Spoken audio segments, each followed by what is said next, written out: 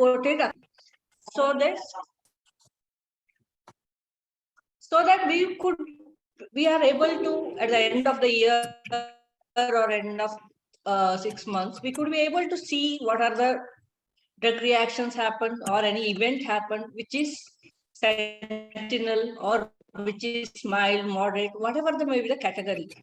So the corrective and preventive action can be taken accordingly. So this is, so considering this, we are starting a new, system to new doctors also, and to the existing one who already know the system and who are already reporting it. So I think we will begin. Yeah, I think we can start and we will start discussing till Dr. Shweta comes. And we welcome Dr. Dr. Shankana is there, and Dr. Bhima Bhatt is also there, available. Namaste, doctors. Namaste. Namaste, doctor. Namaste. Thank you. Doctor, we can start. You can share the presentation.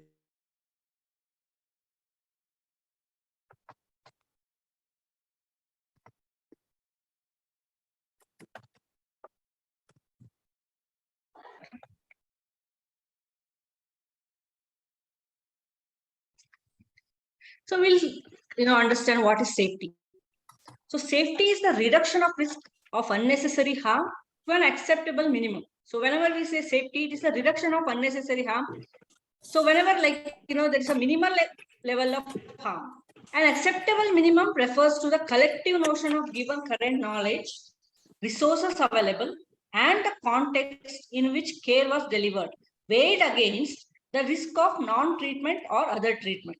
So this is more of like whatever the resource available and whatever the knowledge we have regarding incident or safety, and the care which is delivered is, again, when you understand from that angle, to what is weighed against the risk of non-treatment or other treatment. So there is no, it's like risk versus benefit kind of thing.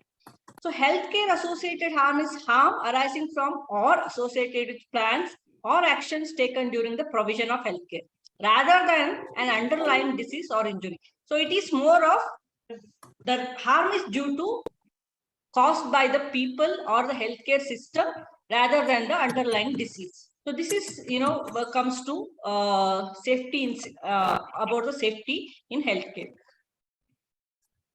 So so why we are taking this? The statistic shows the estimated burden of unsafe care is 1 in 10 patients receiving healthcare. So this is like the report from WHO says this 1 in 10 patients. And India records around 5.52 million medical injuries a year. 1 in 300 chance of a patient being harmed during healthcare. So there is a lot, 1 in 300 chance of patient being harmed during healthcare. WHO says that, the incidence is quite high. Patient harm is the 14th leading cause of the global disease burden. It's the 14th leading cause of a global burden. And there is 421 million hospitalizations in the world annually due to patient being harmed. And approximately 42.7 million adverse events occur in patients during these hospitalizations.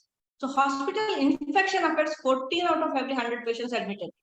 So the infection rate is also even high. So considering all these statistics, it's important for us to understand and report whatever the adverse event or the drug reactions happen in the hospital when the patient is admitted. Next slide. So what is the scope of our course? First, AyurVAID safety objectives. We should understand what is the objective in our system, and the classification of patient safety incidents, and the definitions which are related to safety and incident reporting. Clinical risk reporting process. We should understand how the process goes, from where it should start and where it should end. And the severity level flags, like what are the level of flags, like red, orange, yellow, green. So this will categorize the risk and the severity. So this will help us to understand what has happened. And the incident types and the subtypes, root cause analysis methods. So methods to analyze what is the cause behind these incidents, and correction, corrective action, and preventive action. So we should also understand the correction at that moment, what we should do, and the corrective action to prevent such things, and the preventive action to avoid further incidents. And the last one is the Swiss cheese model, which explains all these incidents, how to manage.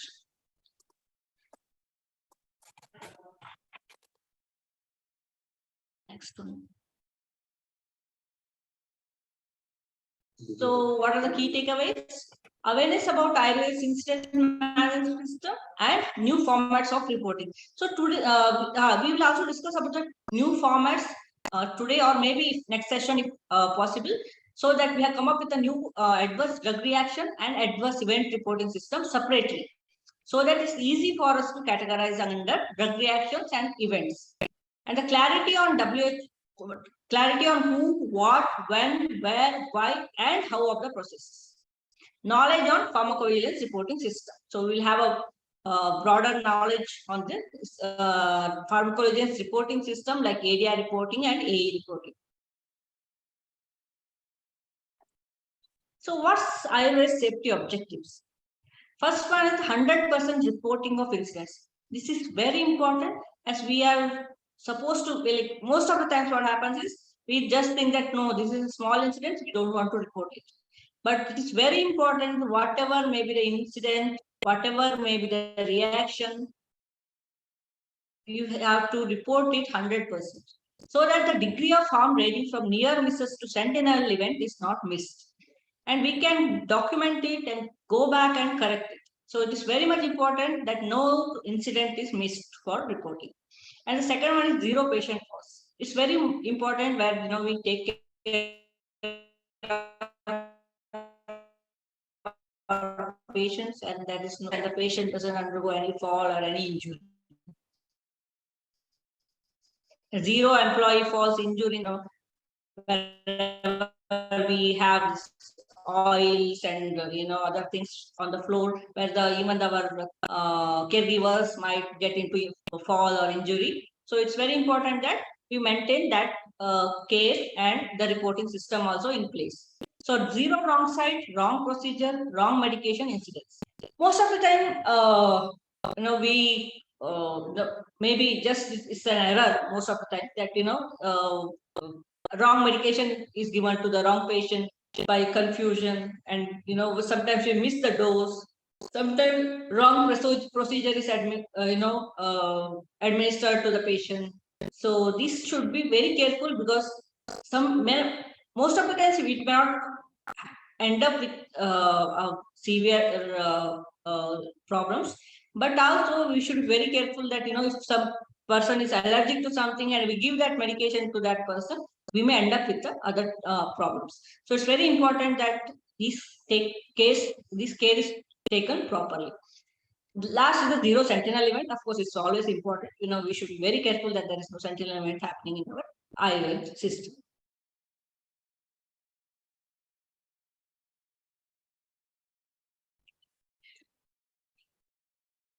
So the classification of patient safety incident, this is according to WHO. It's classified into two types mainly. Does not reach the patient, one which reaches the patient. Then again it is subcategorized into does not reach the patient. It usually is termed as near miss, where there is no incident happening. When it reaches the patient, it becomes harmful incident or no harm incident. Again, in harmful incident, there are two: adverse event, which is preventable, and adverse reaction, which is not preventable. So here the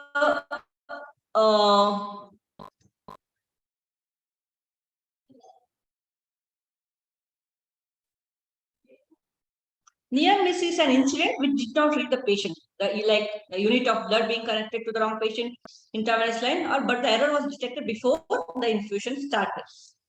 So there are that is whenever you use the word unnecessary in this definition, recognizes that errors, violations, patient abuse, and deliberately unsafe acts occur in healthcare.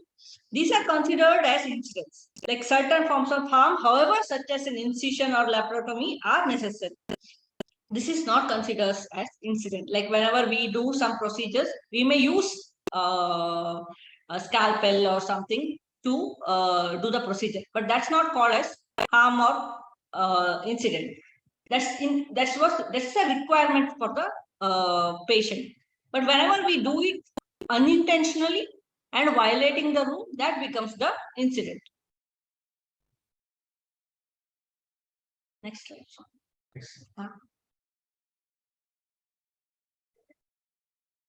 So we'll see some of the definitions.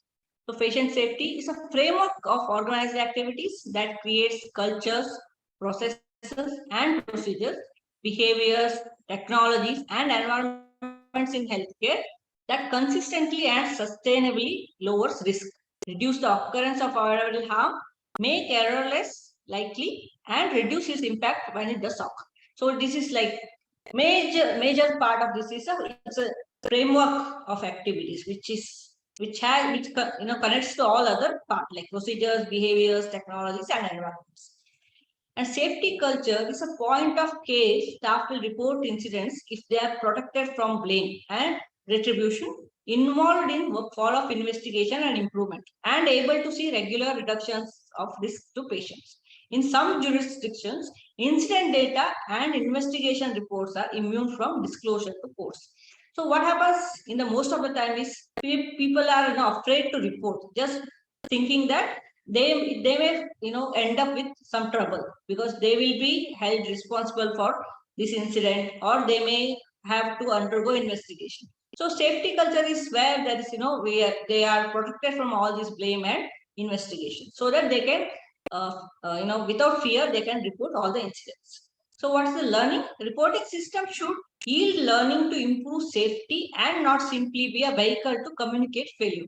So why we require reporting system is we should learn from the mistakes what happened before and improve that and get into a safety mode and not simply be a vehicle to communicate failure. It's not just to tell that this happened and we forget it next time. We are we should make a corrective action and preventive action at that stage and learn from the mistake. So in what is incident? So we spoke about so much from the title to now that there is incident reporting. So what is incident? Incident is any deviation from usual medical care that either causes an injury to the patient or poses a risk of harm, including errors, preventable adverse event, and hazards.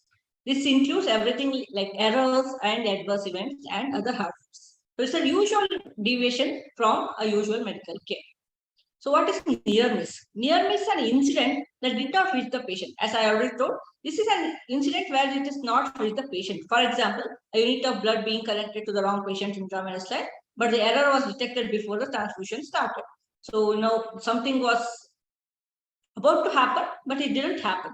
Like you take some medicine to the patient and try to give snehapana in the to the patient, then you realize that this is not the Ghrita which was supposed to be given to that patient, and it was for another patient. So you had not given the snehapana to the patient, but you realize that before it reached the patient. So what is no harm incident? One in which an event reached the patient, but no discernible harm resulted. For example, if the unit of blood was transfused but was not incompatible. So, like what usually happens, like, okay, I had to give Indukanta Ghrita to one patient, then I ended up giving Sukumara Ghrita. But okay, fine. The patient didn't have any problem with that. So that's the safe, even though the incident happened, but there was no harm from it. So this is a no harm incident. So harmful, what is harmful incident?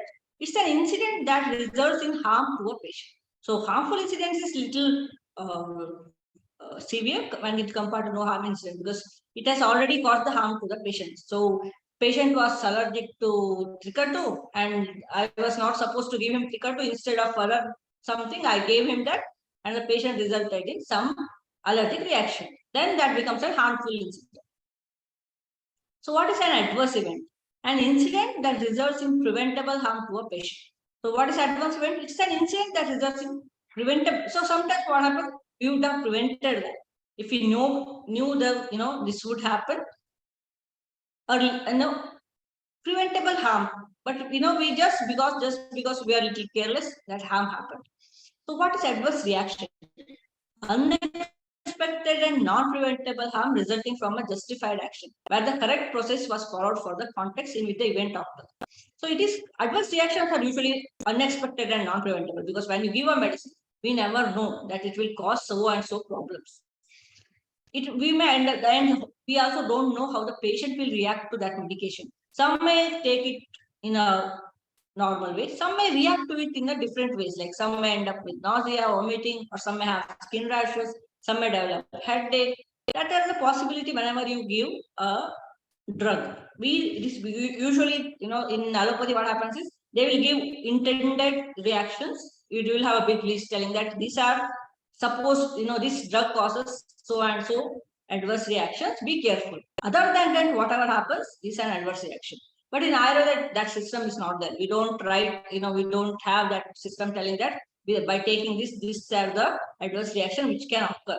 We don't know what happens. Each patient reacts in a different way. So for us, it's very difficult to tell that this is because of this drug and this will have same effect on other patients also. It may not happen. I may get skin rash with something and the other patient may not get that. So that's the adverse reaction. Sentinel event, an unexpected occurrence involving death or serious physical or psychological injury, or the risk thereof. Serious injury specifically includes loss of limb or function. So what is sentinel event? It's an unexpected occurrence involving death or serious physical injury or the psychological. So this is a more serious concern. The phrase or risk thereof includes any process variation for which a recurrence would carry a significant chance of serious adverse outcome. So whenever, in the outcome is serious and we know the occurrence that the incident carries that, then that's called sentinel event. So adverse drug reaction, a response to a drug which is noxious and unintended and which occurs at doses normally used in a man for prophylaxis, diagnosis, or therapy of a disease or for the modification of physiological function. So what is adverse drug reaction? Usually adverse drug reaction is something unintended because nobody knows. It was not intended to act in such a way and it's undesirable. It's not a good thing to happen. Or unexpected effect. It is also unexpected. Nobody knows, nobody knew before that it will happen.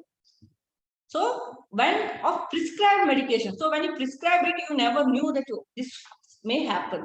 So it's usually with the prescribed medications or of medication errors, or even with the medication errors, because like I may give a larger dose, then the adverse drug reaction may happen. With the normal dose, it may not happen. So it may be from both the sides. Maybe it may happen with the normal dose, or it may happen with the variation in dose. That requires discontinuing of a medication or modifying the dose. So what you will do? You will discontinue the medication or you will modify the dose. Requires initial or prolonged hospitalization. So it may end up with prolonged hospitalization. In such cases where you give something and the patient ended up with continuous diarrhea, then you will continue your hospitalization. So that may also happen, or it may result in disability. This is a rare, occurrence in Ayurveda, but still it happens with allopathic drugs. Require a treatment with the prescription medication. So you end up giving, to reduce that diarrhea, you will add some more medication and, help the patient to recover. So that's also there. So, or may result in cognitive deterioration or impairment. There are some drugs which may end up, in psychological changes or cognitive deterioration, etc. So they are also considered under this and are life-threatening. Sometimes it may be life-threatening or result in that. This is a rare occurrence, but still it happens usually in a setup where clinical trials are being conducted. This is also there. So adverse drug reactions are usually, considered in such cases where, the new drug development, when the new drug is given, it may end up with death also when they don't know what's happening. Or result in a congenital anomalies. So when it is given in a pregnancy, it may end up with a congenital anomalies in the baby. So an undesirable response associated with use of a drug that either compromises therapeutic efficacy, enhances toxicity, or both. So it is an undesirable effect where there is a therapeutic activity is compromised and the toxicity is also enhanced or increased. So that's called adverse drug reaction. So what is that? In the patient safety literature, the term adverse drug event and adverse event usually denotes a causal association between the drug and the event. So adverse drug reaction is always causally associated with the drug in what is given. So it is always like when whatever happens, that reaction is due to drug only. If it is outside the drug, then it becomes adverse event. So it is adverse drug reaction has a causal relationship with the drug induced. So it's the harm caused by the drug.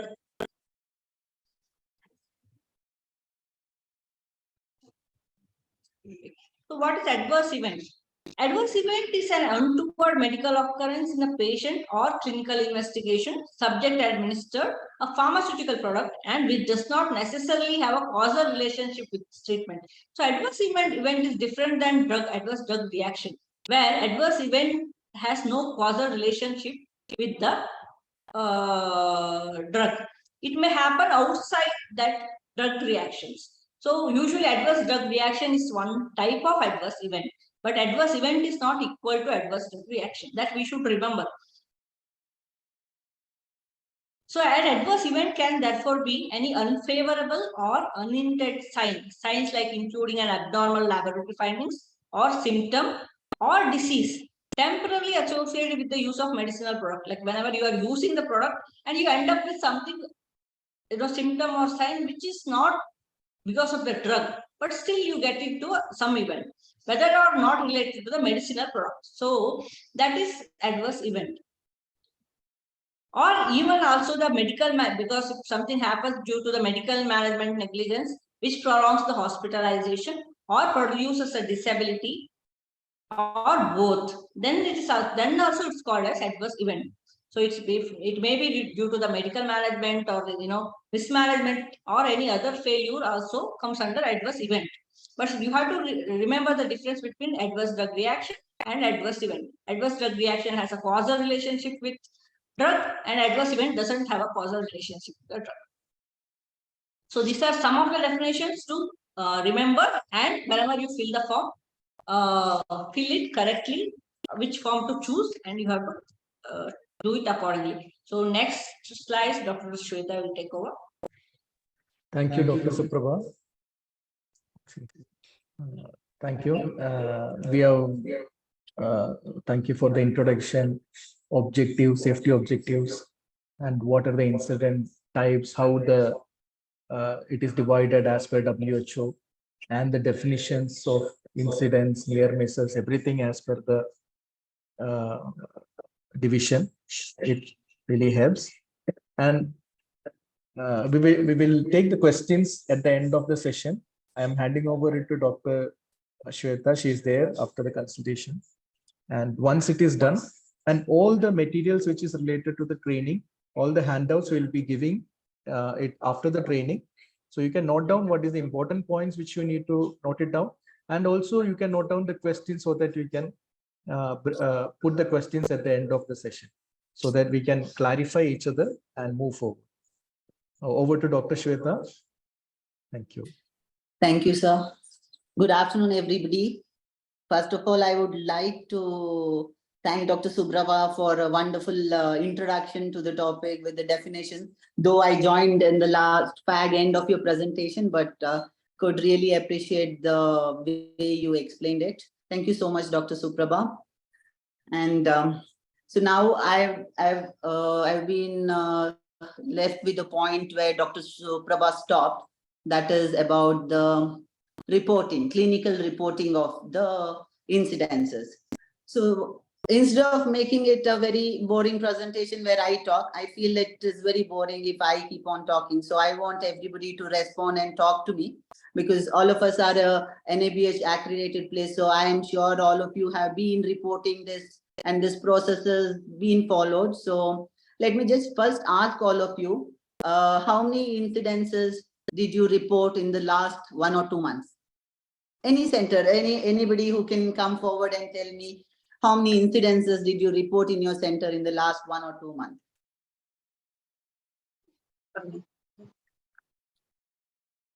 Last 6 months, 7. Sorry, who was this? 7. Okay, this is from Cochin. Yes. Okay. So when you say 7, doctor, was it a clinical, was it an adverse event? Was it an adverse reaction, or was it a sentinel event? Not sentinel event. Near misses are there. Adverse. Near misses are there. Not sentinel Okay. event. Most of them are near misses. Okay. First of all, congratulations for reporting 7. I'm sure you'll be surprised why is somebody congratulating if you have reported 7. We'll come to that. Anybody else? 3. This is from, can you please tell me the name of the center? I'm not able to see any of your faces because I'm logging in through the phone. So I don't have a display. I can't see all of you. From Kalmatia, doctor, we Yeah. have reported 3 so far in the past 2 months. Okay. And that is again adverse event, adverse reaction, or a sentinel event? That is adverse event.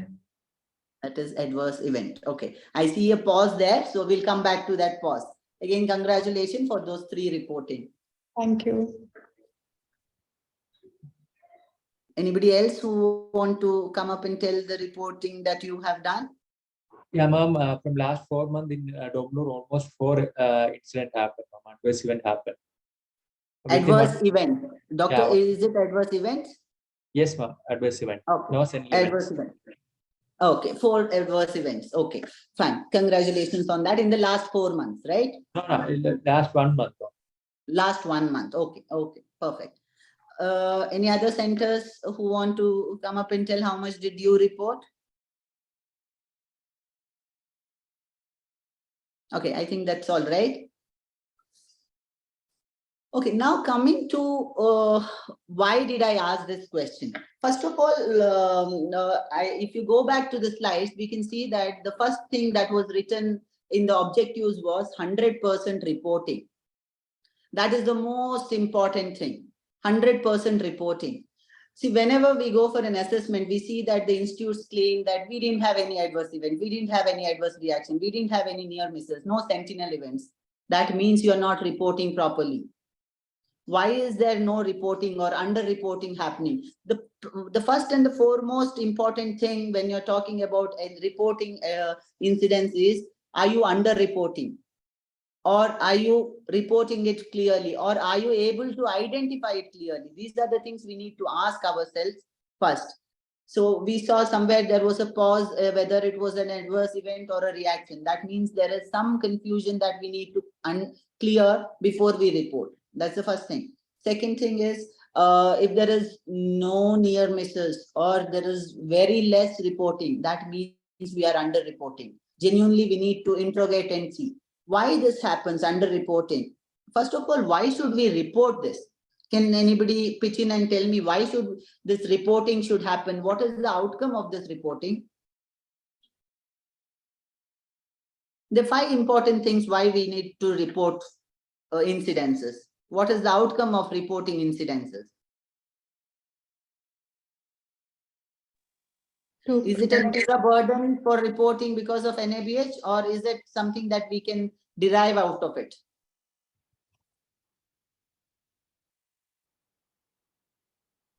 There is a Please tell learning. me your open and frank opinions, because this is the way we can work towards it. If you're feeling it is a burden, perfectly fine. Go ahead, tell that it is a burden. We actually don't know why we are reporting it. That's perfectly fine. That is why this whole session is all about.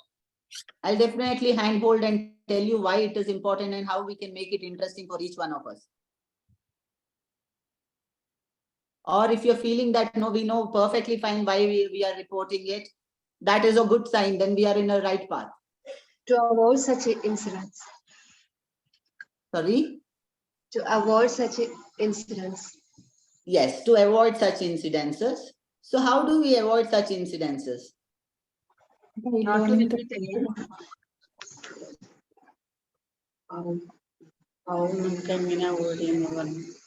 Through Preventive actions. Yes, to do the corrective and preventive action, the first thing is the root cause analysis. The first outcome is to do the root cause analysis. There lies our problem. Next is to do the prevention and correction and prevention action, right?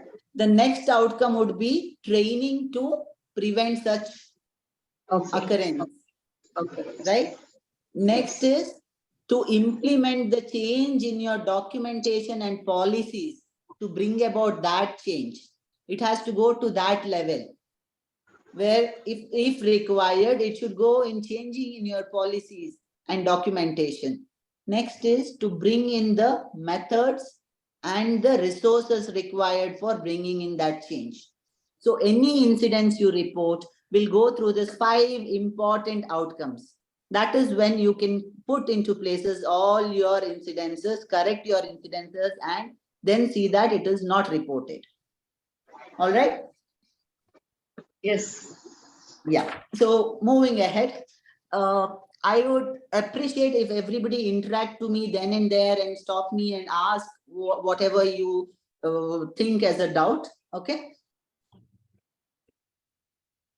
So now I am sure all of you have seen this clinical risk reporting process.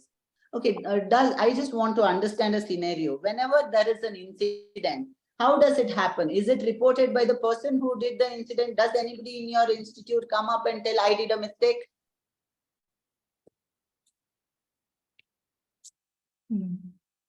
Very rarely. Or is it somebody else reports and tells there was a mistake? Or is it the patient comes and tells that I had this incident? How do you come to know about an incident that happens in your place?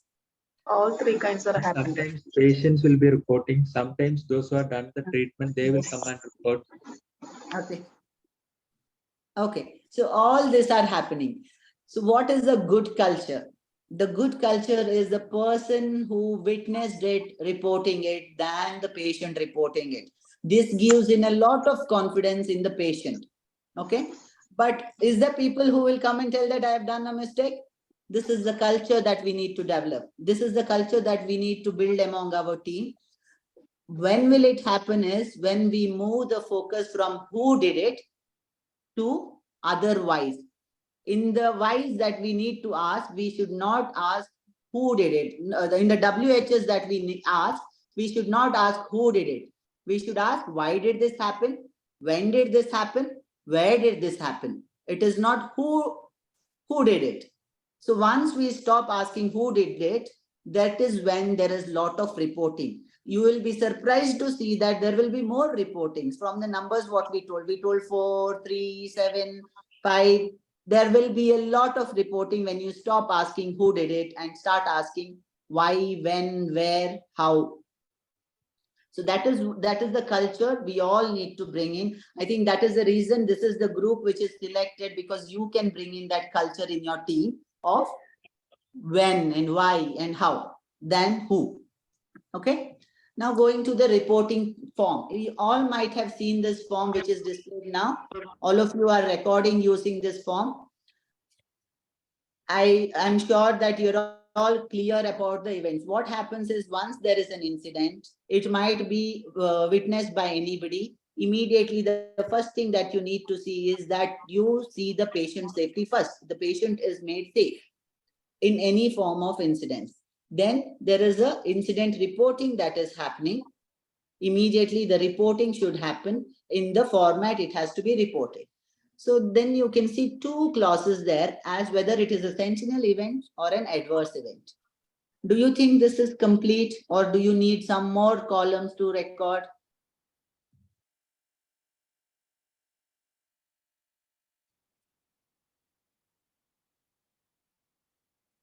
You've been all doing this since long. I want your opinion because we need to develop on what is already existing and make it a better user-friendly format. Correct. This is an existing process. Yeah, this So is an doctor is existing asking process. anything to be added. Yes. Reporting So process. one point I see to be added is it an adverse reaction? Because Yes. from your previous lecture, as Dr. Suprabha spoke, it is very clear that there is a sentinel event, there is an adverse event, there is an adverse reaction, right? So that has to come, because otherwise you are reporting everything under an adverse event. But there is a very clear-cut difference between an adverse reaction and an adverse event. Though adverse reaction can be a subtype of an adverse event, but there is a clear-cut differentiation. For example, now you all spoke about it. Can one give me a clear-cut example of how to differentiate whether it is an adverse reaction or an adverse event? Okay, let me give you an example. A patient developed rashes after Udvartana. So where will you classify this? Adverse reaction. Adverse reaction. Sorry. Adverse reaction. So everybody agrees with this adverse reaction? No, adverse event. Okay, someone wants to go by adverse event. Now I'll Yes. ask why. Both the Yeah. answers why. It Why is is it an preventable. Na? It is preventable. Na? Adverse event is preventable. So it was preventable. Yeah. It would have been preventable. That is why you want to put it an adverse event. Event. So Yeah. whoever told it is an adverse reaction, why was it an adverse reaction? It was reacted by the procedure what is done. So you mean to say it was because of the drug, so it goes into a reaction. Yes. Correct? Yeah. So Or now might I be will due tell to the it can drug. be. Okay, I will tell it can be both. Anybody wants to challenge this statement? An adverse drug reaction. Adverse reaction. Okay, I'll tell you why I am telling this. Now, a patient develops rashes after Udvartana. We all know that some patients, because of their skin type or the hair follicles that can be, during the Udvartana can be irritated and can develop rashes. So we know that this is the possibility because of the drug. So by its nature, it can be an adverse reaction, right? But our CGs kept that churna for long, a little exposed to moisture. There was some fungus grown in that powder, and it was not heated during the Udvartana procedure properly, and the patient developed rashes. Now this become adverse Event. So when will you know whether it is an event or rash? You will not know it at the just looking at the situation. If you hear that there was a rash with Udvartana, you can't come to a conclusion that it is a reaction. So how do you come to conclusion? Because there can be some lapses. That is why it has happened. Then it falls into an adverse event. So I'm just drawing your attention towards this, because a simple Udvartana rash always is categorized as an adverse reaction, is not necessarily a reaction. It can be an adverse event. As ma'am told, it can be an event because it could have been prevented if the reason was otherwise. Okay. Right? Yes. So we need one more clause here as adverse reactions to be added there. That is one thing we will do. Once you decide what category it falls into, it has to be informed to the respective stakeholders. That is, the PP or the RMO should inform to the center manager and the MS. Once it is done, the center manager and the MS have the responsibility to inform it to the CEO or the operations head.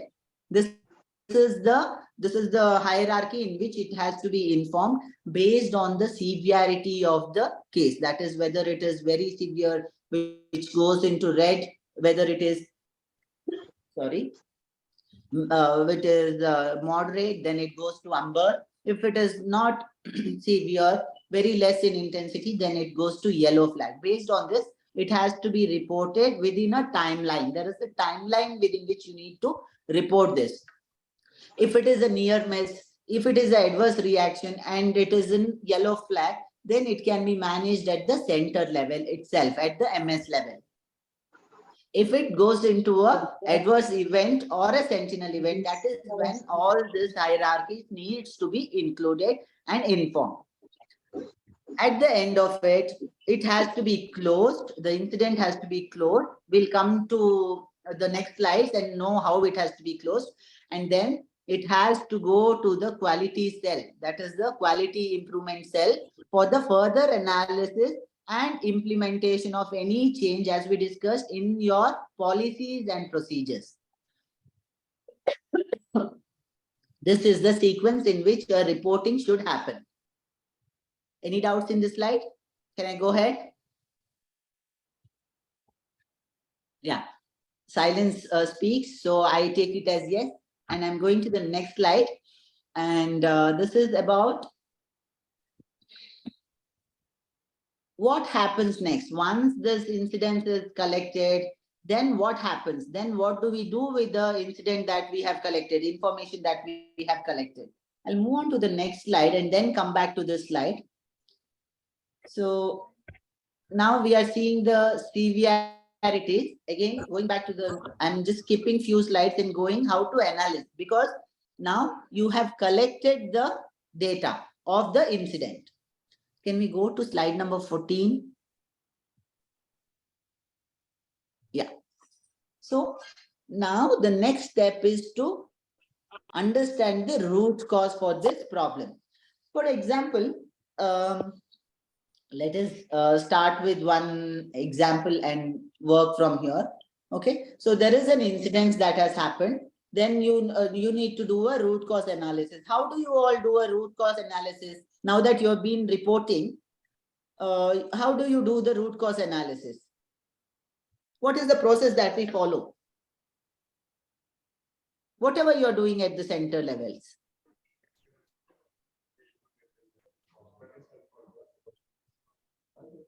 Anybody, please do help me out.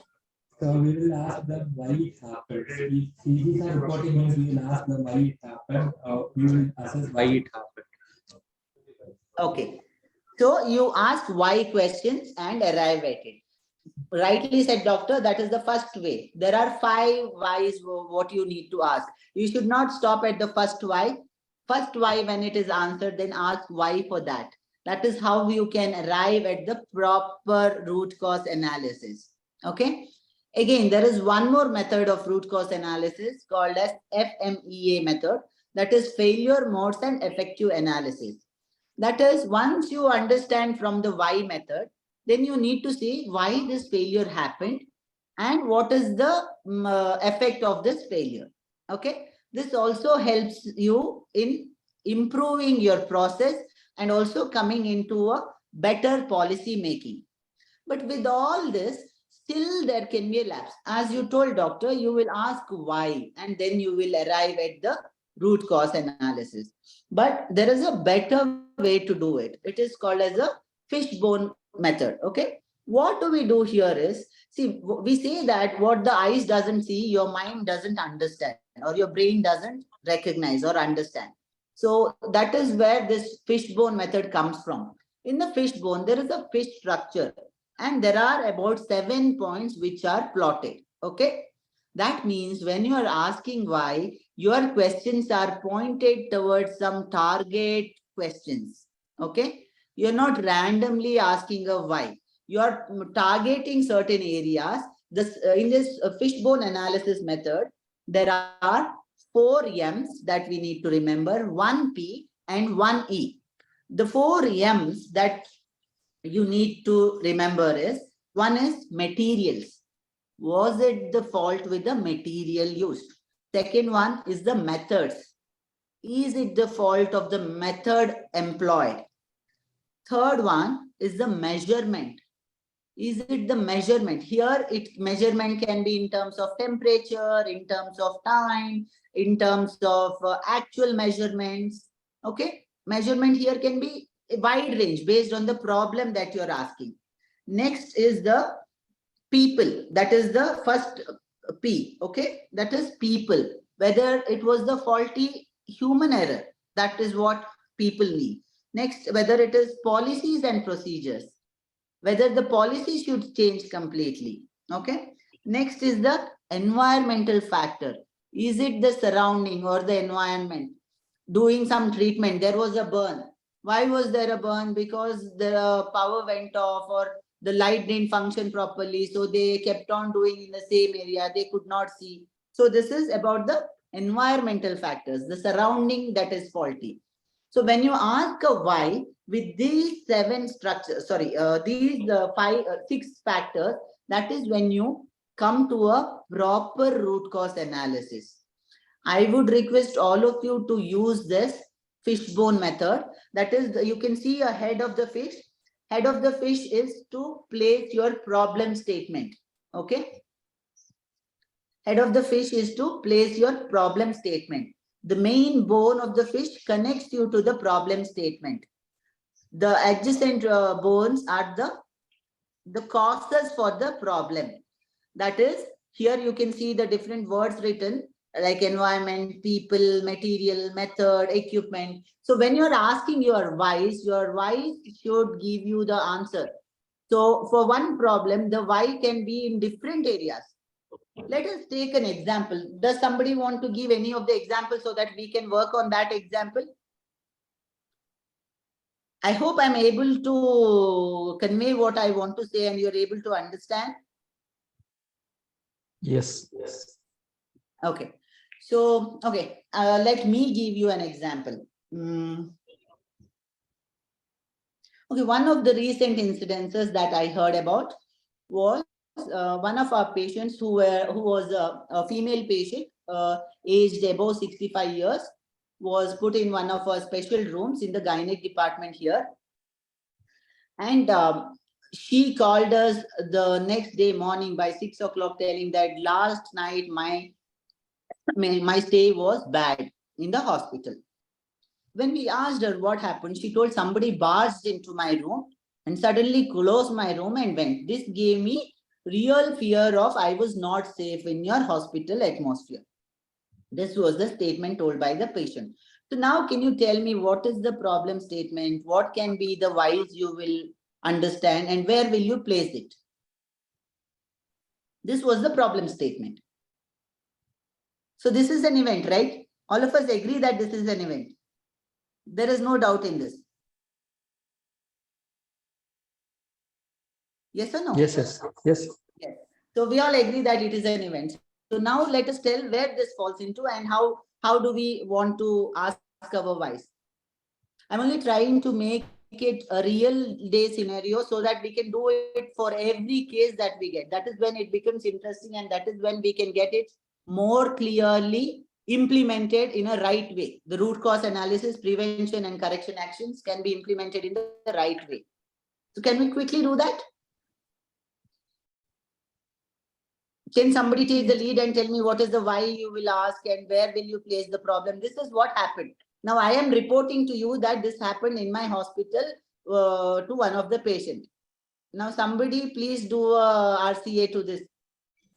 Ma'am, it can be from the people side or method side, no? Sorry? It can be from the people or methods. Yeah, it can be by the people side. You are telling me, yes, it can be by the people side. So you asked me a question, why when you ask me a question, I will tell you what happened was usually the night duty doctors use one of the rooms in the gynec ward to take rest in between.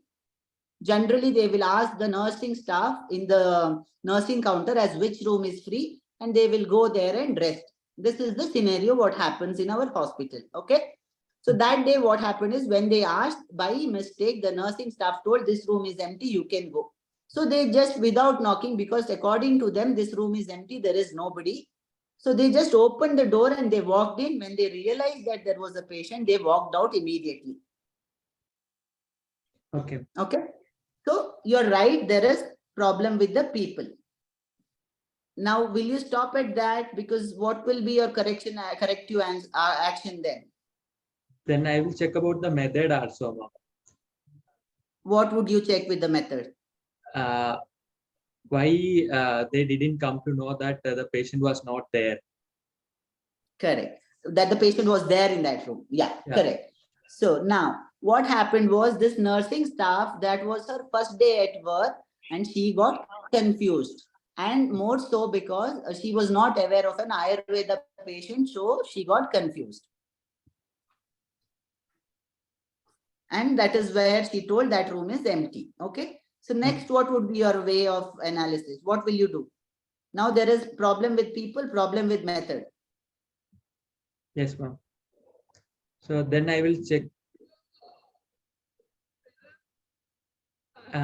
We will train them, ma'am. So you will train them. So your analysis is over. Now you are doing a corrective action, right? Yes. So correction, could you do? Did you do a correction? Corrective action, already patient got panic now, ma'am. Then we'll go and tell them sorry, what happened for that incident. Okay. Then we will inform nursing staff and doctors without proper confirmation, don't enter to any room. Okay. So that And becomes your correction.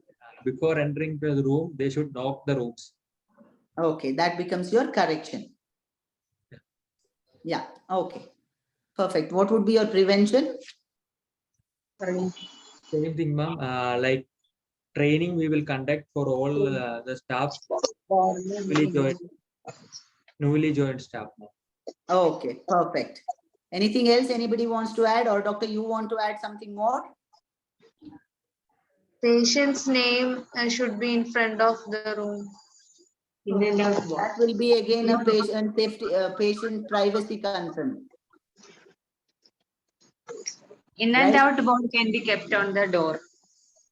Yes, In and out board. Yeah. So that works on your policy level, right? So you need to have a policy that it says there is the patient in, indicator for patient in and patient out, right? So that should work at your policy level. So again, we are getting into the methods, right? And also it includes materials, right? That is the material. You need to add a material extra to your resource, right? Yeah. So now, or anything else anybody wants to contribute to this situation?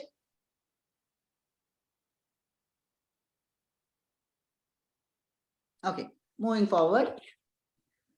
So now, if you see the fishbone, yeah, please go ahead. Like there should be a staff room for changing the dresses and all. No, then why doctor entered to there? Perfect. So that is the that will come under no environment. No, ma'am. I think so. Okay. Okay, we'll come to that, doctor. Madam, I think there should be a separate register maintained for Ayurveda patients where the sister can see before the doctor is sent to that room whether it is vacant or not. Okay, that again comes to the methods. Yeah. Methods. Okay. Methods means the process in what you follow. Okay. Right. So anybody else have to contribute anything? Okay, going forward. Let's start with the problem. We have a problem in the head of the fish as this happened. Okay. Next, you'll ask why. So I told you why, what happened. Okay. So there is definitely a problem with the people there. The training is missing for the people. Correct. Then the process followed was wrong because the nursing staff, out of her mind, she just told there is nobody. So that means the process is wrong. That means the method is faulty, right? That is the second. So why did, then again you should ask, why did it become faulty? Okay. Now people, you know, there is faulty because she was new, and then you know what to do out of that why. The next question is methods is faulty. What is the method faulty? She should have confirmed with her register, right? As Dr. Sushma told, she should have confirmed, she should have had a register from which she confirmed. So your process is faulty, right? Okay. Next is, somebody also mentioned that the doctor should have had a separate room to stay. Why are they using one of the patient rooms, right? That is again faulty. That comes under materials, right?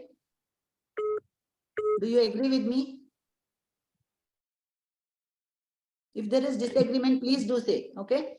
Then Dr. Ma'am told that there should have been indicated to the room that there is a patient inside. That comes in your policies as well as material, right?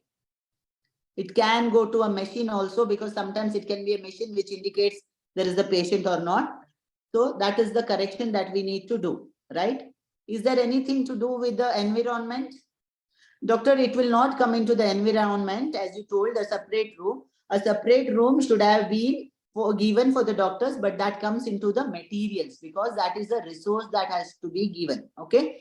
Environment particularly means in the surrounding of the patient, did that environment lead to the cause? Okay. For example, I told you a patient slipped and fell. There was a fall. Okay. When the patient slipped and fell, when you go on WISE, if you find out that the lighting for that room is not sufficient for whatever reason, the bulb fused off, or it was it was a light which was not giving sufficient, bulb which was not giving sufficient light. So then it comes to the environment. Clear? Yes, ma'am. Any doubts in this situation? So why is this important? When you do WISE without this diagram, you might miss out on something. We could have asked a why and we would have stopped at training the new staff when we have asked a why, right? You would have asked why.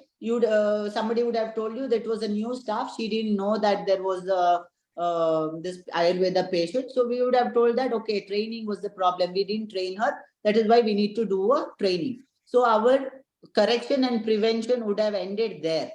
When you have this diagram, you will elaborately see each areas. That is when you will come into a proper corrective and preventive action. You all agree with me? Yes. Yes, ma'am. Perfect. Yes. So hope we will all start implementing using this diagram henceforth. Yes, madam. Okay, great. Now coming to, now that you have found the root cause clearly with all this, what is the next action? Next slide, please. So the next action is the correction, corrective action and preventive action. Can somebody quickly tell me what are these? I'm sure all of you are doing it day in, day out. So I just want to hear from all of you.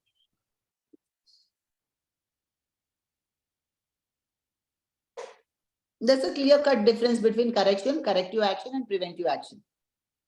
Can anybody help me in that? Or you want me to go ahead and do? Corrective action means like immediately what we are acting. Okay. Immediate action to stop that event Yes. or an incident is correction. Okay. Preventive What is action, corrective action? Corrective action, yeah, immediate response only, no, ma'am. What we are doing immediately. So about that correction and corrective action both are same?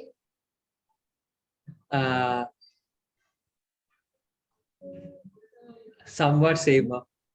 Somewhat same. Okay. Anybody else want to add to that? Correction is something that we generally follow as a guideline, because if, for example, if somebody is coming for Uttravasti, we know we should be using like sterile gloves, sterile cotton, all that. But corrective action is if we haven't used that in first place and something happened, then like we are taking that corrective measure to prevent it next time. Okay. Doctor, here, there is a small deviation from what you told. The first thing that we are doing is called as the standard precaution. That is, there is a standard precaution. That means this is applicable for all the patients, irrespective of what they are doing. Like you told sterile glove, and for particular, each procedure might have a standard precaution. That is called as a standard precaution, which is done for all the patients. Okay.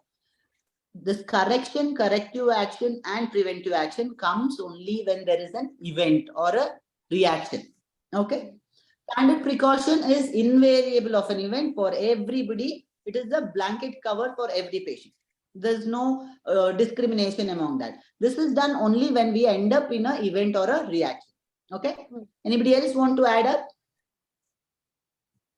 Okay. I hope Dr. Nitin spoke first, right? When you explained the correction and corrective action? Yes, ma'am. Yeah. Dr. Nitin, there is a small difference between correction, corrective action and preventive action. Okay. I'll just give you one small example, and I think from there it will be easier for you to pick up and understand for all of you. Okay. So, okay, let's take one of the standard examples, which I always give. I know it's outdated, but still very interesting, and all of you can understand easily. Okay. So there's an ICU scenario where patients are put on a ventilator. One of the new housekeeping staff enters She wants to run her vacuum of the place because she needs to do her cleaning, housekeeping of the day. So what she does is she unplugs that ventilator, plugs her this thing, thinking that it is hardly 5 minutes that I'm going to use it, because she doesn't have an idea about what it can cost. She will unplug the ventilator and plug her vacuum and vacuums the place. Now this is the situation. So can somebody tell me what is the correction, what is the corrective action, and what is the preventive action? Correction, immediately we should replug the ventilator. Okay, Like, perfect. corrective action, we should give a training to the cleaning staff that this is a ventilator that we should not remove like that. Okay, perfect. Without any doctor's permission or without any proper, without asking properly. Okay, perfect. Preventive action for all housekeeping staff, we should do the training. Okay, perfect. Now, Dr. Nitin, I'm so disappointed. Previous slide, I told you it would have been helpful if you would have used a fishbone. You just did a Y, 5Y, right? Yes. That is where you arrived at a root cause which is only one-sided. Yes, ma'am. Correct? Yes, ma'am. I'm so happy you attempted it. I'm really proud of it. But we ended up in having a root cause which is only one-sided. Correct? Yes, ma'am. Now go back and use your fishbone and see if you can come up with something else. There should be a bystander when someone is in ventilator. So there was no bystander. So You mean to say somebody in the ICU should have been monitoring, right? So again, it is people. We are still in people. Can we go beyond people here? Can you see any ways where we can go beyond people here? Yes. We should keep some signs like warning signs, something like that. Okay, that comes to materials, correct? Method. And method also, ma'am. Because if somebody new is joining to work, they should be knowing like what exactly they should be doing in the ICU. So there Okay, should be that some comes to indicator training for people the again. patient to know. Sorry?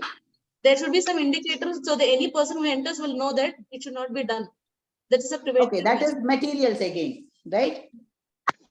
We are going back and forth with people and material. Other than that, anything else?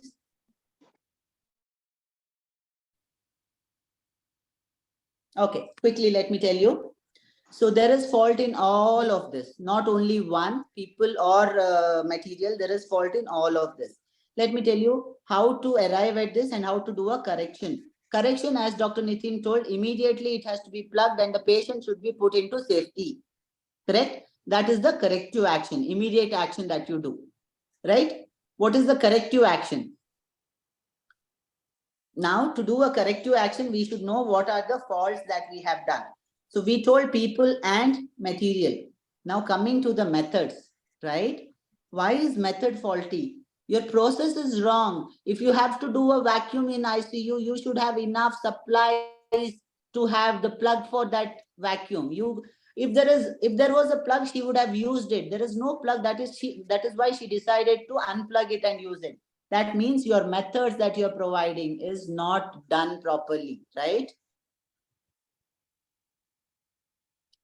Do you agree with me? Yes, ma'am. Okay, perfect. That is the methods. Next, coming to the measurement. Is there any fault in the measurement here?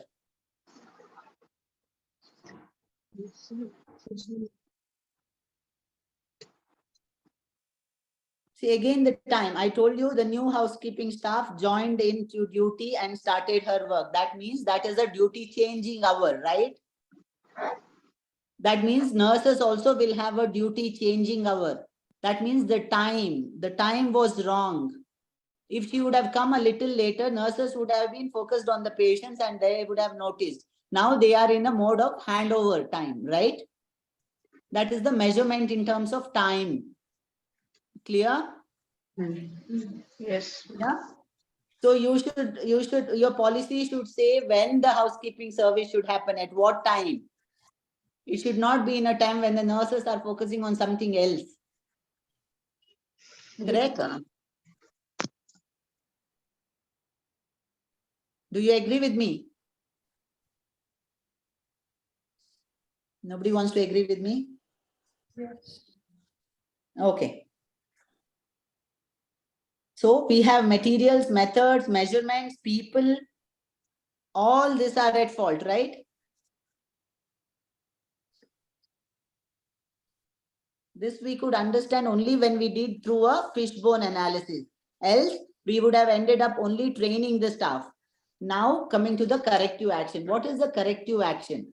The corrective action is to have another plug point exclusively for housekeeping, so that there is no disconnecting from one to another. Correct? That is the corrective action that can be done. One. The second corrective action was training the staff, right? It will not go in preventive action, Dr. Nitin. It will come in corrective action. Training all your staff. Okay? That comes in your corrective action. Now going to the preventive action. What is the preventive action? When this has happened in the ICU, there is a possibility that your dialysis unit also might have the same problem. So going back to every area of the patient care and checking where there is this possibility that this kind of incidents can happen, and preventing all that is the preventive action, where you are not giving any scope for the next such case to occur in some other department. Is it clear now? I have some points to say here. Please. Doctor, if you allow. As per the definition which you mentioned, other ICU or dialysis unit, is there such kind of event happening? I think that comes under part of corrective action, but preventive action is something that if we are giving a housekeeping plug with a different color code, it will be a okay, where you can see that in the petrol bunk, diesel, petrol, when the petrol hose is taken, it will say automatically petrol, which means that it is indicative and we are preventing that we are not taking the diesel and putting the diesel into the car. So I felt that that should come under the corrective action, because you are doing it locally. Anything done locally or for the scene of the incident or at that for particular patient, all that falls under the corrective action. What is done on a larger scale, on a wider area for prevention, falls under the preventive action. Preventive action. Okay. Learning together. Let's see. Happy to be a part, sir. Hello. Thank you for the detailed thing that you're doing. Thank you. Anything else in this slide? Can we go ahead to the next slide? Ma'am, one thing, ma'am. Yeah. There is a separate plug also for the housekeeping staff. Yeah. But still the housekeeping staff came and removed the plug from that should help in your the training process. Oh. When you do a training, that is why that is your corrective action. The corrective action, when we say training, it is not only training that staff, it is a training all over for everybody. It is nursing staff, it is housekeeping staff, it is new inducted staff, everybody. When we say training, it includes everybody in that process. Okay. Okay. Okay. Clear? So I hope it is very clear now what is correction, what is corrective action, what is preventive action. This can be done for each and every case that we see. Okay. Yeah, Doctor, I would like to add one more point. Yeah.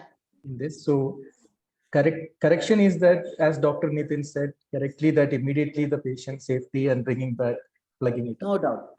Corrective action is to prevent the recurrence. Such things should not be happening. So recurrence preventing is corrective action. Correct. By understanding the root cause.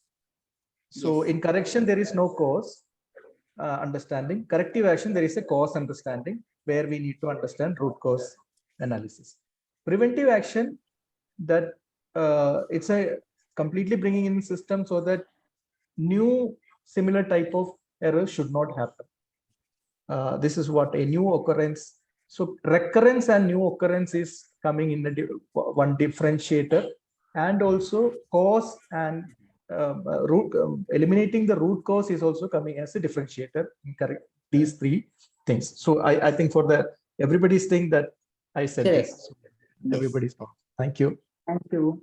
So now we will go back to the slide number 11. So here in this slide, you can see there are some examples that is given. We can evaluate that once we are done with the session. So now that the incidence has happened, now we have done a root cause analysis. Then what happens? Okay, we have got the feedback, everything. Then these recommendations will go back to the staff. Okay, the staff who reported diligently should feel that from his reporting there is an improvement that has happened. There has been a lot of understanding and the institute has put in enough understanding to it, not only blaming him or her for doing that mistake, but they have come up with a solution for that. And there is a, it's like we have learned from somebody's mistake. Everybody is learning from somebody's mistake. So that is the next step. There is a recommendation that is made for the relevant staff, the departments, and improvements are informed to them, and that is implemented. Implemented is the main thing that we need to see. It is implemented for the further cases also. Okay. And at the end, but not the least, it has to be reported diligently to the quality, continuous quality improvement committee, which includes this in the policy, because as you see, if we have one center has reported something, and we have come to a root cause analysis, preventive action, everything is done. Why not the other centers get the benefit out of it? There is no secret in adverse event. We should be proudly telling. That's why I asked all of you first, well, how much did you report? We should be openly talking about our reporting. There should not be shy. There should not be, what do you say, secrecy or private thing about your incidences. Your incidences within the institute should be reported openly, discussed openly. That is when the other center can benefit from your mistake. We need not repeat the same mistake. We can implement the same process. That is why you need to report to the quality, continuous quality committee, so that they can make it into, adopt it into a policy and implement it across the centers. The same thing happens to the sentinel events. The same sequence has to be followed for the sentinel events as well. Moving on to the next slide. Sir. Correct, doctor. If one thing happens across, if there is a learning, by maintaining the confidentiality and the individuality, the role focus, definitely if that you is should not never happening, ask who did it.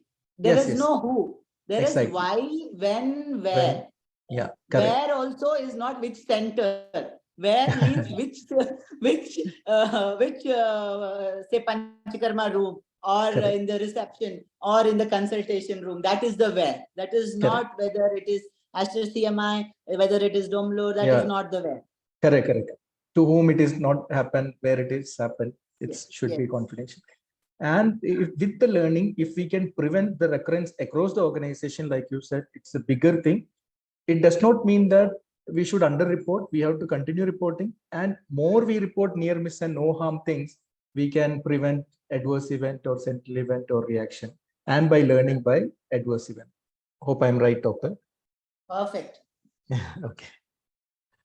So now, what has to be reported, at what priority it has to be reported, at what intensity it has to be reported is the next slide. That is the severity flags. So I'm very sure everybody knows this. So I'll just quickly run through the slides. So the incidents might have caused a very severe situation where there is severe exacerbation of the situation. The vital signs of the patient is affected. There is a severe adverse reaction, life or death situation. So those all comes under a sentinel event, and it is a red flag, and it has to be immediately in the center level. It has to be immediately reported first to the RMO, to the PP, to the MS and the CM, and then to the CEO and the operational heads. This is the sequence in which it has to be immediately reported. The next is the amber flag, which there is everything is in moderation. As we saw in the previous one, everything is in moderation. So this is the situation where it can stay with the MS at the CM level till 24 hours. That is within a day. Then it has to be reported to the operational heads. Then is the yellow flag, which is the mild near misses, which we are not reporting many of the time, where there might be no harms. We need to report all that as well, because then we can come with a foolproof plan of how that can be prevented.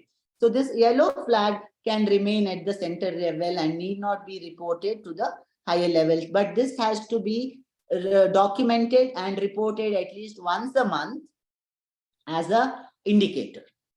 This is the requirement for the severity of the flags. Going to the next slide. Doctor, can I add here? Yes, please, sir. Yeah. So this, when you see the classifications, which you have seen here, near miss, harmful incident, non-harmful incident, adverse event and adverse reaction, all flags comes into this. Yellow, orange, amber, red also come into near miss, also come into no harm. We need to know how severe it would be. So every incident will come through all flags. So you need to understand, according to the definition, which flag incident is there. And then the escalation should happen according to that flag. Escalation means all red flag, whether it is near miss, no harm, adverse event, sentinel event, adverse reaction. If it is a red flag, according to the definition, it should be real time and should report to CEO and head of operation. Real time means that not everything can be reported, but in a simple mail, you can, out of S-bar, situation background assessment recommendation, you can, situation and background you can say, and the correction taken also you can immediately say, and then end of the day you can, as soon as possible, you can ensure the other things to be reported. Amber flag, end of the day. Yellow flag, weekly you can report. No need to report every day to everybody. Authorized signatory to close the incident are all red flags. Final closure will be CEO. All amber flag will be MS, and all yellow flag will be MS or RMO. This is the current process running. Definitely, we will improve the processes time to time. But this is for your understanding and knowledge how to carry out the process where you did not understood much. That's why we are bringing this slide. Sorry, doctor, I took time. No problem, sir. Yeah. Yeah. This slide you want to? Or? So this slide I want to skip because there's a lot of inputs. All of us present today need to put into this and do a much more working on this, and then we will come to a conclusion on this slide. Yeah. Yeah. Now that we have understood everything, let's see how we can work and how the whole process can be made foolproof in the long run. Usually there is a method in which most of them analyze the hazard and the outcome that can happen or the incident that it can lead to. That's a model called as the Swiss cheese model. You can see that there are different layers of cheese. I'm sure everybody is hungry and definitely eyeing the cheese. So the cheese here means the layers of defense. That means the layers which can stop the hazard from causing an incident. Okay. So there is an hazard. So if you have foolproof methods through your analysis, previous analysis, if you have foolproof methods, like your policies are robust, your trainings are robust, your preventive actions have been robust, then you can see that the hazard is not passing through all the hazards. We see where the arrow starts with 4 red hazards in the beginning of the first slice. So 1 or 2 was filtered by the first cheese slice, then the next 1 or 2 filtered, the next 1 or 2 filtered, and finally only 1 caused the incident. That is because it shows the different layers of defense that you have created over a period of time from your previous learnings. That is what we want to develop. We want to develop more cheese layers in terms of having a proper defensive layer, in terms of training, in terms of corrective actions, in terms of preventive actions, so that our further patients are not ending up in an incident. That is what we want to do. That is why reporting is very, very important. That is why we are responsible for developing that culture in our staff. So this is the Swiss cheese model. So you want to add anything into the Swiss cheese model?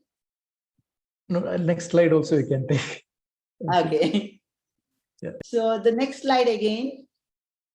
The next slide again talks about the, we all had this corona phase or the respiratory infection phase. So this model again it talks about the different shields that was created or the defense layers that was created to prevent a respiratory virus, prevention of a respiratory virus. You can see the physical distancing we followed masks, we followed hand hygiene, we followed several tools of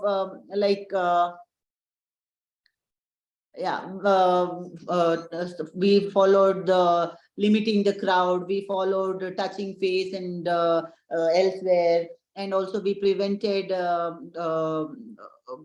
we got in proper ventilation, government got in some policies, we did the quarantine for people. So these are the different layers of cheese that we as individuals, healthcare professional and the government, all of us put together made certain different layers to prevent the spread of COVID or any respiratory virus.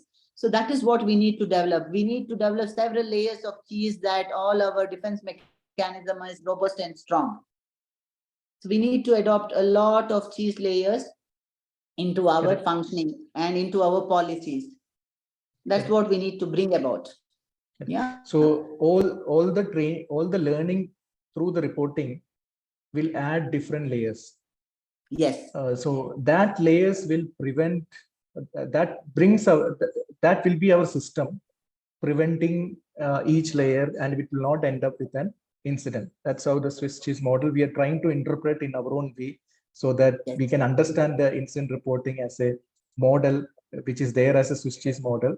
In George Washington University and all, this model is being taught as a part of the incident reporting. You can see the courses in different Coursera and other things. So if you can see that each layer, each layer is system, or if one layer is not prevented, another layer can prevent. If another layer is not prevented, another layer can prevent. If all the layers are not preventing, then only an incident will occur. So that we need to understand, like Dr. said, as a fishbone diagram, what are the different types, so that we can bring in layers and prevent the incident. Otherwise, what will happen? We will look at only one angle, and always repeatedly that incident will have come. For example, adverse reaction Udvartana treatment. If this incident is repeating, I think we have only one layer, and we are not robust enough to ensure that, and our corrective action, preventive action is not enough.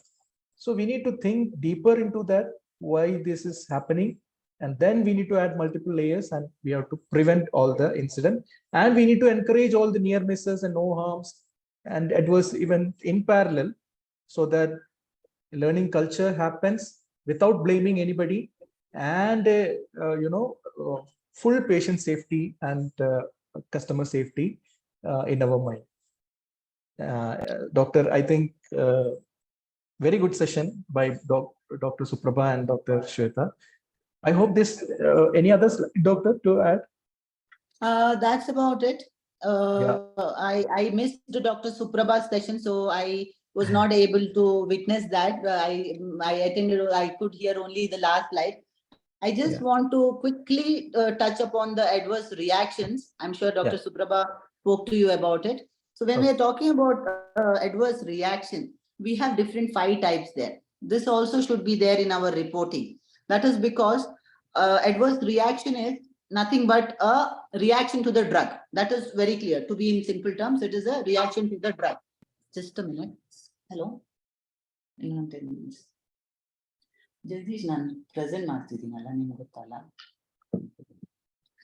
So there are 5 types of that. That is, one is augmented, one is bizarre, one is delayed. That these are all related to the time and effect of what has happened. So when you can classify when you're reporting, if you can classify under that your, as sir told, Udvartana reaction is an adverse reaction in some cases, if it is not an event. So if you classify under these 5 headings, that is when it becomes easier for you to find why it is repeating. Only then we'll be able to go to a point why it is repeating. So that is something that we need to do in adverse reactions. Clearly say where it falls. Which are all those, madam? 5 arguments? Sorry? Which are all those 5? The 5 types of adverse reaction are augmented, Hmm? bizarre, Hmm? chronic, Hmm? delayed, Hmm? end of treatment. End of it. Thank you. Yes. Yes, So if you doctor. classify under each one of this, that is when ma'am. even a reaction can be preventable. Yeah. Thank you. If any questions is there, you can ask, and then we can close it. You switch on your video so that doctor can see, and Dr. Suprabha and Dr. Shweta can see, and then questions if any, and then we can wind up. I will, yeah.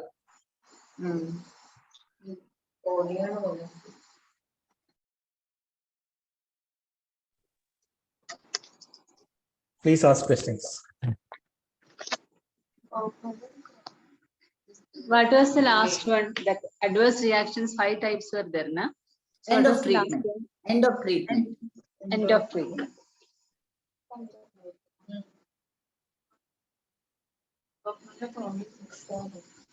Yeah. If no questions, you can. Is this training useful? Did you find it useful? And we will come up with many more trainings, advanced versions of this incident reporting slowly. And Yes, it was very much informative actually. And the interactive. Doctor, you have to unmute, please. Thank you. Ma'am, we can't hear you. We couldn't hear We you. didn't hear you. Yeah.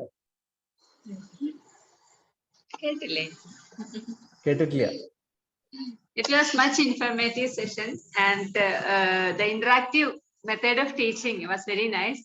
So we also participated well, I think. So it was nice. Thank you. Thank you so much. Sure. Thank you. Thank you. Dr. Sushma, anything? Yeah, it's Dr. very Bhagyalakshmi? knowledgeable, and interaction, asking questions make us understand very easily where what to be done. All this is very informative. Thank you, Sushma. Sentinels will not know what to do, whether it is a red or yellow or amber, when to do, what is the timeline to send and all. So that becomes a very peak time, you know. So this is very informative actually. Thank you, We'll ma'am. send- Thank you, sir. Thank you, Suprabha, ma'am. Thank you. Thank you. We'll send you the handouts, all the presentation, all the things which you need to refer, because this is a learning process. So everything, whatever we are told, all the links, everything we'll send it across. And Dr. this Bhagyalakshmi? doesn't end here. Anytime you have doubt, your doubt Yeah. need not happen now only. Anytime you have doubts, you can anytime reach out and we can work on that, and it can be help to document or to do a corrective action, preventive action, all that can happen. Yes. Doctor Bhagyalakshmi Devendra, आपको training अच्छा लगा? देवेंद्र, आपको पता चला?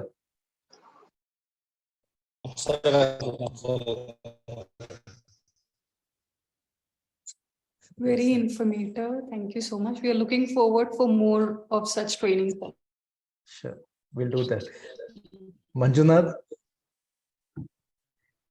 Rohit doctor, Sandra doctor, Medanta team. Anybody, would you like to speak?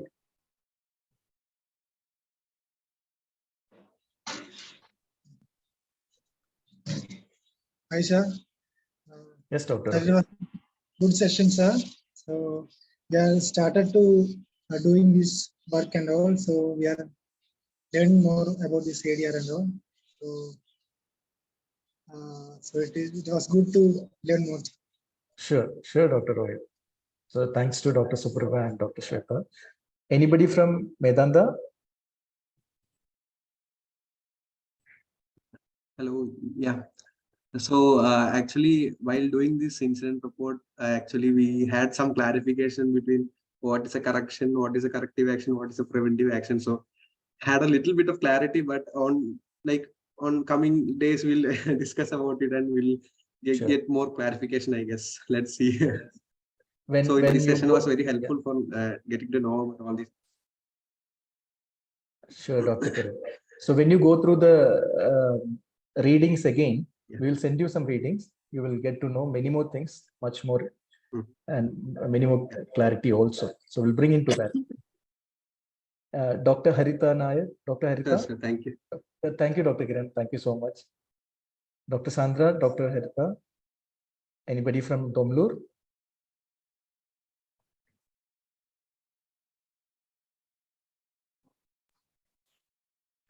Thank you for the wonderful section, ma'am. Actually, that fishbone diagram, we are not following it. So from now onwards, we will start doing that also. It's a very That would be informative. very helpful. Okay. So Dr. Nitin was very participative in the training, doctor. Thank you, So it Dr. was- Nitin. It was very good to see you interact and come up with your answers and solutions. So it was a nice interaction with you. Because you And interacted, there are everybody who minimal. participated. Yeah, because you are interacting, whether it is correct or wrong, or it helps in learning. So We get a whether I am different telling, perspective. yeah, perspective, we have different perspective, many learnings into that. Dr. Nitin, please do that in every training. Thank you so much. Very nice. Yeah. Okay, thank you, sir. Yeah, everybody benefiting from that. Thank you. Okay. So, and we wind up if there is no question, and we really appreciate and thank you all the centers who have participated, and thank you for your time and the opportunity for us to train and bring in some learnings to the centers. Thank you once again to Dr. Shweta and Dr. Suprabha and the entire AyurVAID team. Thank you so much for patient listening. Thank you, Uni, and thank you, everyone. Thank you. Okay, thank you.